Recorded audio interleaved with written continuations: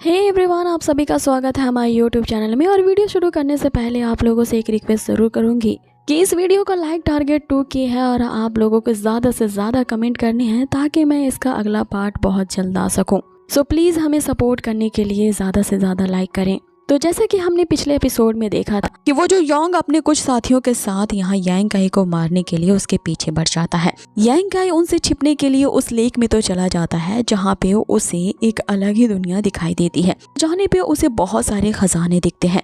वहाँ पे एक ऐसा कंकाल भी उसे दिखता है जो कि अचानक से जाग जाता है। वो जो स्पिरिट होती है वो यांग काई के सबकॉन्शियस माइंड को कंट्रोल करना चाहती थी, लेकिन यांग काई का जो सबकॉन्शियस माइंड है वो तो पहले से ही उस गोल्डन प्रॉड बॉडी के डिमन ने कर रखा है। गोल्डन प्रॉड बॉडी का डिमन बहुत ही ज्यादा शक्तिशाली होता है और उसने उस स्पिरिट को धर दबोचा होता है कि वे लोग यहाँ उससे सौदा करने लगते हैं कि अपनी इस अगर आत्मा की सलामती चाहते हो, तुम्हारे पास जो कुछ भी है वो हमें दे दो, तुम्हारी बची कुची ही आत्मा को हम रिफाइन करके यहाँ पे यांग काई के मार्शल आर्ट स्किल को और भी ज्यादा इंक्रीज कर देंगे। वहाँ पे वो जो स्पिरिट होती है वो यहाँ यांग काई को औने पौने मार्शल स्किल्स के बारे में बताती है। मार्शल स्किल को यहाँ पे यांग काई पसंद नहीं करता। जब उसे जान से मारने वाले होते हैं तो वो जो स्पिरिट होती है यहाँ यांग काई के सामने झुक जाता है और गिड़गिड़ा के माफी मांगने लगता है। बताता है कि एक और कमाल की मार्शल आर्ट स्किल उसके पास है, ये इनहेरिटेंस केव की स्किल भी कहते हैं। वो स्पिरिट कहता है कि इस तरह के मार्शल स्किल को उसने इसी इनहेरिटेंस केव के अंदर सीखा था। ये जो स्किल होता है वो उसका अब तक का हिडन जेम होता है। इसके क्रिस्टल को निकाल करके वो यांग काई को सौंप देता है ताकि इसके बदले में यांग काई उसके सोल को ना खत्म करे। अब आगे इस स्किल के बारे में वो स्पिरिट बताता है कि इस स्किल को मैंने इसी गुफा के अंदर ही मास्टर किया था, इसीलिए वो इसे चाहे तो यूज कर सकता है। इसके यूज करते ही उसकी पावर डबल इंक्रीज हो जाएगी। यांग काई उसे कहता है कि सबसे पहले मुझे इसे टेस्ट करने दो, अगर तुमने मुझे फिर से धोखा देने की कोशिश की तो तुम जानते हो कि तुम्हारे साथ क्या होगा। जिस पे वो स्पिरिट यहाँ यांग काई से कहने लगता है कि मेरी जरा भी हिम्मत नहीं है कि तुम्हें दोबारा से मैं धोखा दूं। आगे वो बताता है कि ये मार्शल स्किल बहुत ही भयानक है जिसका नाम क्रूअल मार्शल स्किल है। यहाँ यांग काई सोच में पड़ जाता है कि क्या इस तरह के मार्शल स्किल का यूज करना बेहतर रहेगा। इसके नाम में ही क्रूरता है तो कहीं वो एक क्रूर इंसान ना बन जाए। देखते ही देखते वो क्रिस्टल जो होता है उससे निकलने वाली तेज एनर्जी लाइट ऊपर चली जाती है। फिर वहाँ पे चारों तरफ सिर्फ स्टार्स फैल जाते हैं। इसके बारे में वो स्पिरिट बताता है कि इस प्रैक्टिस को ओपन करते ही ये जो बॉडी की सी स्पेस होगी वो तारों से भर जाएगी, जिसमें तुम अपनी ज्यादा से ज्यादा विटैलिटी को स्टोर कर सकते हो और जब बाद में तुम्हें जरूरत पड़े तो तुम इस स्टोर की हुई एनर्जी को कितना भी गुना यूज कर सकते हो, जो कि किसी नॉर्मल पावर से 10 गुना ज्यादा होगी। इसकी कल्टीवेशन की शुरुआत करने के लिए तुम्हें अपनी बॉडी की पूरी इनर ब्रेथ को इसी तारों के अंदर पोर करना होगा, मतलब कि डालना होगा। अब आगे यहाँ पे यांग काई ने उन स्टार्स पे अपनी एनर्जी ट्रांसफर करना शुरू कर दिया था, लेकिन वो जो स्पिरिट था वो अपनी कपटी हंसी हंसते हुए मन ही मन सोचने लगता है कि तुम अपनी सारी एनर्जी यहाँ पे यूज तो करो उन स्टार्स को पोर करने में। मैं तुम्हें बताता हूँ जब तुम पूरी तरह से यहाँ पे एग्जॉस्ट हो जाओगी मैं तुम्हारी बॉडी को वापस से कब्जे में ले लूंगा। जो तुमने और जो तुम्हारी गोल्डन बॉडी के डिमन ने मेरे साथ जो किया है उसका मैं गिन गिन के तुझसे बच्चे बदला लूंगा। अब ये सोच करके वो स्पिरिट मन ही मन खुश हो रहा होता है, क्योंकि इस तरह की जो कल्टीवेशन होती है बहुत ही ज्यादा इन्फिनाइट मात्रा में एनर्जी कंज्यूम होता है। कारण उस स्पिरिट को लग रहा होता है कि थोड़ी ही देर में यहाँ पे जो यांग काई होगा वो थक के चूर हो जाएगा कि इस लड़के के अंदर वो डिमन इसकी बॉडी को कंट्रोल कर रहा है, लेकिन वो भी मेरा कुछ नहीं बिगाड़ पाएगा। बाकी यांग काई अपनी कल्टीवेशन की प्रैक्टिस शुरू करता है, जहाँ पे उसे उन सितारों में अपनी एनर्जी ट्रांसफॉर्म करनी थी। ये वाकई में यांग काई के लिए भी थका देने वाला होता है, लेकिन वो हार नहीं मानता, अपनी कल्टीवेशन जारी रखता है। स्पिरिट ये देखते ही कि यांग काई अब पूरी तरह से एग्जॉस्ट हो चुका है, ऐसा खंजर निकालता है और जैसे ही यांग काई पे हिट करने वाला होता है यांग काई की बॉडी से अचानक भारी भरकम मात्रा में यहाँ एनर्जी रिलीज होने लगती है। एनर्जी की ऑरा होती है वो इतनी ज्यादा शार्प होती है कि इसके घेरे में आते ही वो जो स्पिरिट होती है उसे एक शॉक लगता है। अब जैसे ही वो यांग काई के बॉडी के पास आगे जाता था उसे बार बार यहाँ पे शॉक लग रहे होते हैं। वो स्पिरिट भी परेशान हो जाता है कि आखिर ये हो क्या रहा है। लगातार इतने ज्यादा शॉक लग रहे होते हैं कि वो जो स्पिरिट होता है वो भी यहाँ तिलमिला जाता है। पहली बार मैंने देखा है कि इस तरह के डोंगा में किसी ने वही 2000 साल बाद वाला मीम यूज किया है। वहाँ शॉक के कारण उसकी आत्मा जो होती है वो वहाँ पे औंधी पड़ी होती है। यांग काई उसे कहता है कि चलो मेरी कल्टीवेशन पूरी हुई। ये सुन के वो स्पिरिट बहुत चक्कर रह जाता है और यांग काई के पास आकर के उसे अपना यंग मास्टर एक्सेप्ट करता है। उसे कहने लगता है कि आप ही मेरे यंग मास्टर हो और मुझे माफ कर दो कि मैं नहीं जान पाया कि आप कुंफू के इतने बड़े धुरंधर हैं। यांग उसे कहता है कि अबे ओ, मैं जानता था कि तू मेरे एग्जॉस्ट होने का इंतजार कर रहा था, इसलिए मैंने और मेरी गोल्डन प्रॉड बॉडी के डेमन ने पहले से ही सारी तैयारियां कर ली थी। तो उसकी विटालिटी को बोरो करते हुए यहाँ सारी सी ऑफ स्टार्स को इरिगेट किया। ऑफ कोर्स ये थोड़ा थका देने वाला था, लेकिन मैंने तुझे एक अच्छा सबक सिखाया। वहीं हम देखते हैं कि गोल्डन प्रॉड बॉडी की सारी यहाँ यांग ने ले ली थी, इसीलिए वो प्रॉड गोल्डन बॉडी भी वहाँ पे एक कोने में बेहोश पड़ा होता है। हम मन ही मन वो यांग को कोस रहा होता है कि एक बार मुझे ठीक होने दे, मैं तुझसे इसका अच्छा बदला लूंगा। आगे यांग उस स्पिरिट से कहता है कि अभी अभी तुमने मुझे क्या कहा, मैं तुम्हारा यहाँ से यंग मास्टर कैसे बन गया। जिस पे वहाँ पे वो जो स्पिरिट होती है वो यहाँ यांग के सामने गिड़गिड़ाने लगती है और उससे कहती है कि मैंने तुम्हारे जैसे यंग मैन को आज तक पहले कभी नहीं देखा, जिसकी बॉडी फुल ऑफ एनर्जी से भरी हुई है, और मैं आज तुमसे डीपली इम्प्रेस हो चुका हूँ, इसीलिए मैं अपने आप को आज से तुम्हारा गुलाम घोषित करता हूँ। मैं तुम्हारा गुलाम बन करके तुम्हारी कुत्तों की तरह सेवा करने को तैयार हूँ।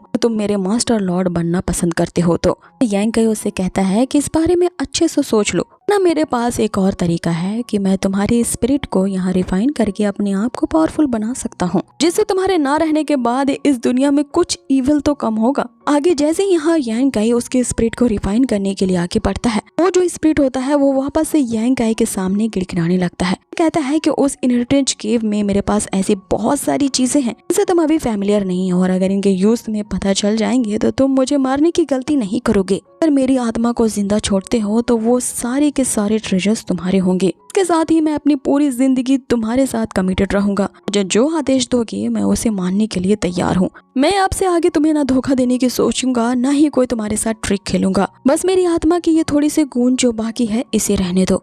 यांग यहाँ सोच में पड़ जाता है कि वाकई में ये इनहेरिटेंस गुफा जो है वो काफी ज्यादा कॉम्प्लिकेटेड है। यहाँ के खजानों को डिस्कवर करने के लिए उसे एक हेल्पर की तो जरूरत है जो इसकी मदद कर सकता है, लेकिन इसे अपने साथ रखने से पहले मुझे इसकी आइडेंटिटी के बारे में जानना होगा। इसलिए यांग अब उस स्पिरिट से पूछता है कि सबसे पहले अपने बारे में बताओ कि तुम कहाँ से आए हो और तुम्हारा बैकग्राउंड क्या है। जिस पे वो स्पिरिट कहता है कि वो बहुत सालों से यहाँ पे कैद है। इतनी पुरानी बात ये हो चुकी है कि वो अब अपना नाम ही भूल चुका है।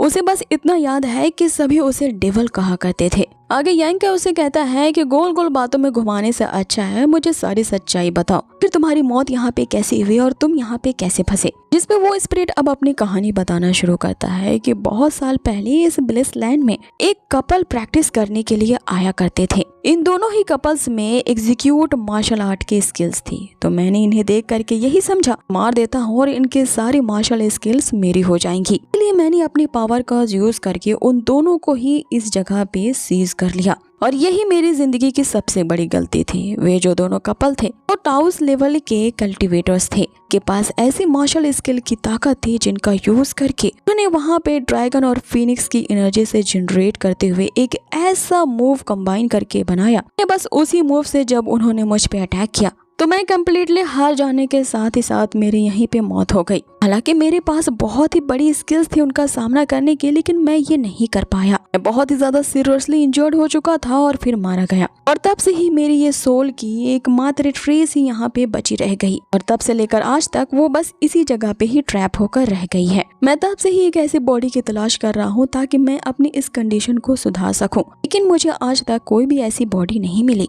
क्योंकि आज तक इस गुफा में यहाँ पे इस इनहेरिटेंस केव के ट्रेजर को कोई ढूंढता हुआ आया ही नहीं। ये सुन के यहाँ पे यांग जोर जोर से हंसने लगता है और उससे कहता है कि जैसे तेरी बुरी हरकतें हैं तेरे साथ तो ऐसा ही अंजाम होना चाहिए, जैसे करनी वैसे भरनी। आखिर तुम्हारी काली करतूतों के लिए तुम्हें सजा मिली गई। यांग उसे कहता है कि इसका मतलब ये है कि गुफा की ओर जाने वाला जो रास्ता है, मैंने वहाँ जो निशान देखे वो उसी लड़ाई के ही थे जो कि मुझे उन सारे ट्रेजर्स की तरफ ले जा रहे थे। जिस पर वो स्पिरिट कहता है कि आपने सही समझा है, और ये जो मैंने तुम्हें अपना स्टारी मार्क वाला मार्शल आर्ट दिया है, और मैंने अपनी इसी स्किल को तो आधा खो दिया है उस इनहेरिटेंस केव के ट्रू ट्रेजर्स को ढूंढने के लिए। अगर तुम मेरी इस बची हुई एनर्जी का यूज करते हो उस इनहेरिटेंस केव के ट्रेजर्स को ढूंढने के लिए, तो वो बहुत ही ज्यादा प्रीशियस और महंगे हैं जिनका तुम आगे यूज कर सकते हो, और इस जर्नी में मैं तुम्हारी हेल्प करूंगा, मैं वादा करता हूँ। मेरी इस सोल के ट्रेस को छोड़ देते हो तो यांग उसे कहता है कि तो फिर ठीक है, मैं तुझे अपने साथ ले जाने के लिए तैयार हूँ, लेकिन तुमने अगर ऐसी वैसी सोच रखी तो फिर याद रखना कि मेरे पास तुम्हें मारने मरने के लिए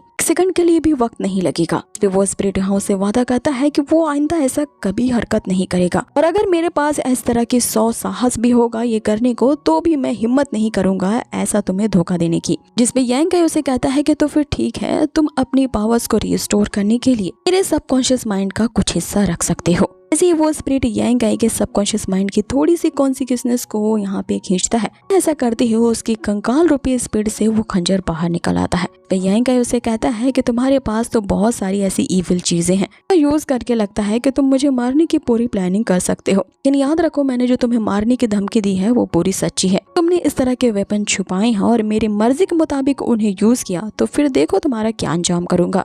आगे यहाँ यांग काई अपने सबकॉन्शियस माइंड का थोड़ा सा हिस्सा उसे दे देता है। वो स्पिरिट इस जर्नी में यांग काई का साथ दे सके, उस इनहेरिटेंस केव के छुपे हुए ट्रेजर्स को ढूंढ सके। फिर वो स्पिरिट यहाँ यांग काई से माफी मांगते हुए कहता है कि अब मेरी जिंदगी और मौत सिर्फ मेरे यंग मास्टर के ही हाथों में है, और मैं आपका गुलाम होने के नाते इस बात को हमेशा याद रखूंगा। कि यांग काई उसे कहता है कि यहाँ से निकलने का कोई और रास्ता है कि नहीं, कि लेक के बाहर अभी भी वो बंदे तैनात है जो कि मुझे मारने के लिए मुझे कुत्तों की तरह पीछा कर रहे हैं। जिसमें वो स्पिरिट यहाँ पे यांग काई को अपने साथ चलने को कहता है, ये कहते हुए कि आका आपने हुक्म दिया और मैं आपकी खिदमत में हाजिर हूँ। यांग काई को एक खुफिया रास्ते के पास ले आता है। यहाँ पे जैसे ही पत्थर हटता है यांग काई को उस गुफा से बाहर निकलने का रास्ता नजर आता है। यांग काई जैसे ही गुफा से बाहर निकलता है, एक अचानक से उड़ती हुई चीज उस पे हमला करती है। यांग काई उस चीज को जब मारने की कोशिश करता है तो देखता है कि ये तो एक गिनशिन हर्ब्स है जिसका इस्तेमाल एक्लिसर बनाने में किया जाता है। जो क्यूट सा हर्ब होता है उसे पकड़ने के लिए यांग काई काफी मशक्कत करने लगता है, लेकिन वो हर्ब इतना ज्यादा यहाँ फुर्तीला होता है कि यांग काई उसे नहीं पकड़ पाता।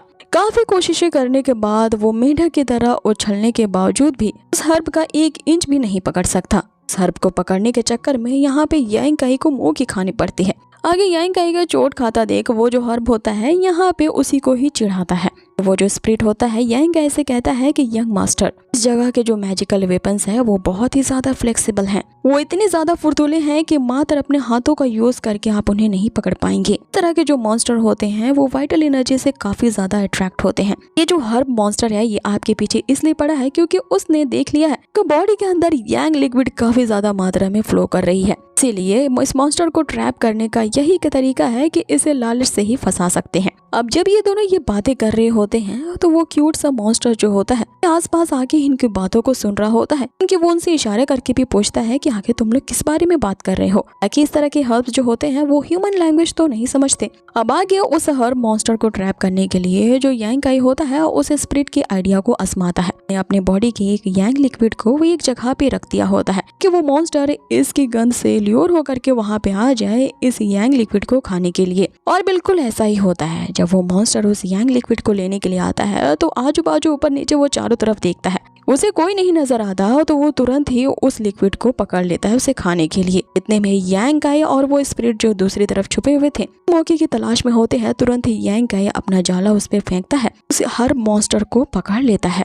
यांग काई को भी वो हर मॉन्स्टर काफी क्यूट लगता है, इसीलिए वो उसे रिवॉर्ड के तौर पे एक और यांग लिक्विड खाने को देता है और उससे कहता है कि लगता है कि तुम काफी दिनों से एक अच्छे खाने की तलाश में थे, कोई बात नहीं, तुम इसे खा सकते हो और खा करके आराम करो। आगे उस यांग लिक्विड को खाते ही वो जो हर्ब होता है वहाँ पे गहरी नींद में सो जाता है। अब आगे यांग काई जो होता है वो तुरंत ही उस हर्ब को अपनी जेब में रख लेता है। हुए वो जो स्पिरिट होता है वो यांग काई के सामने अब अपनी बड़ाई करने लगता है कि देखा, तुम्हारे साथ मैं यहाँ पे चल के आया हूँ तो मैंने तुम्हें कितनी अच्छी टिप्स दी हैं। हमारी जर्नी बस 1 किलोमीटर दूर तक भी नहीं गई है, तुम्हारे लिए मैंने इतना बड़ा फायदा करवा दिया। मेरा फैसला सही था, मैं तुम्हारे लिए बहुत बड़े काम की चीज हूँ।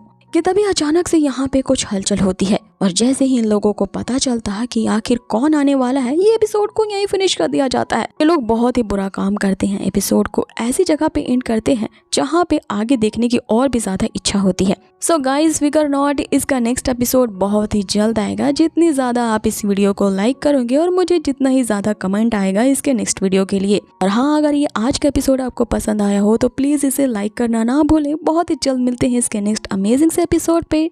Till then take care, stay healthy, good bye.